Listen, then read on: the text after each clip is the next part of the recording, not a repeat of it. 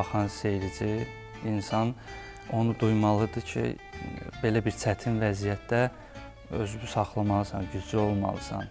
Nə qədər həyat təkcə nağıl deyil. Yəni uydurduğun nağılı belə davam elətdirməyə güc lazımdır. Filmin əsas sloqanı "Həyat gözəldir" kadrı filmin hər məqamında, hər epizodunda bizə insan varlığını, insan amilini, şəxsiyyətin üstünlüyünü təlqin etdiyinə görə filmin demək olar ki, hər kadrı yadda qalımlıdır. Bax buna görə də film öz-özlüyündə gözəldir və qalibdir. İnsanlar öz uydurduğu nağla inanmasa, bunun həqiqət olacağına heç kimi inandıra bilməzlər.